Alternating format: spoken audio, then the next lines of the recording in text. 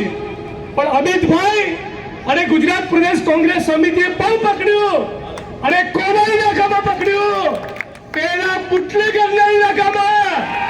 અને પૂર્વ બુટલેગરને કહેવા માંગીએ છીએ કે તારો દંડો તૈયાર રાખ, તારી પોલીસ તૈયાર રાખ, તારું પ્રશાસન તૈયાર રાખ, અમારી પીઠ અને અમારી છાતી બંને તૈયાર કરીને ગદાજી.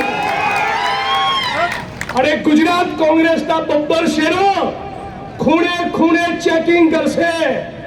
ગઈ ચૂંટણીમાં, એની પહેલાની ચૂંટણીમાં કે એની પહેલાની ચૂંટણીમાં ખોટું થયું હોય તમામ હિસાબ કિતાબ આ છડે ચોક અમદાવાદ અને ગુજરાતના મેદાનમાં છડે ચોક હિસાબ કિતાબ થવાનો છે.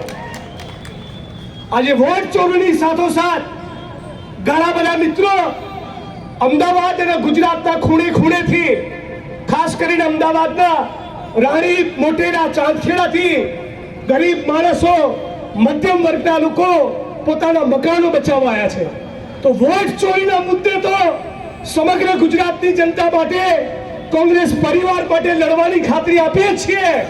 પણ એક એક ગરીબ માણસને વચન આપીએ છીએ 27માં કોંગ્રેસની સરકાર બને, કોર્પોરેશનમાં કોંગ્રેસનો વિજય થાય ત્યારે તમને ઘરનું ઘર તો આપીશું, પણ અત્યારે હાલ પર અડધી રાતે 12ના ટકોરે યાદ કરજો ભીમરાવ બાબા સાહેબ આંબેડકરની અને ભારતના બંધારણની સોગંદ છે. તમારા માટે કોંગ્રેસનો એક એક સિપાહીને ઉભો રહેશે. તમારું મકાન તૂટવા દઈશું નહીં. ગરીબ માણસ ગુજરાતનો કાળી મજૂરી કરી પોતાના જીવનની એક એક પાય જોડીને પોતાનું આશિયાનું, પોતાનું મકાન બનાવતો હોય અને તમે ઓલિમ્પિક અને કોમનવેલ્થ ગેમ્સના તાઇફાના નામે 1 લાખ માણસોના મકાન તોડવા માંગતા હોય તો અમે પણ નક્કી કર્યું છે 1 ઇંચ તમને જમીન લેવા દઈશું નહીં.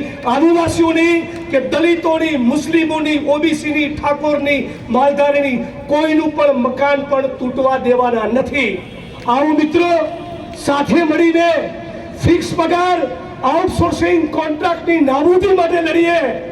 ખેડૂતો, દૂધ ઉત્પાદકો માટે લડીએ.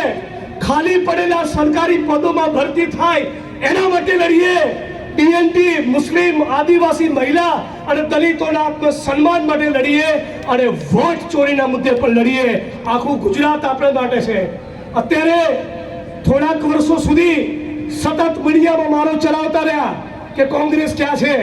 આખા ગુજરાતના લોકો જોઈ લે કે કોંગ્રેસ ગુજરાતના ખૂણે ખૂણે છે. કોંગ્રેસ ગુજરાતના તાલુકે તાલુકે છે. કોંગ્રેસ ગુજરાતના ગામે ગામ અને બૂથ ઉપર છે. અને પૂર્વ બુટલેગર અને અત્યારના ચાલુ બુટલેગરો બધાની સામે લડવાના છીએ. એ વાતના સંકલ્પ સાથે મારી વાણીને વિરામ આપું છું.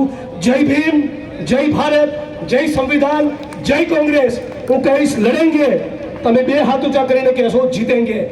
લડેંગે.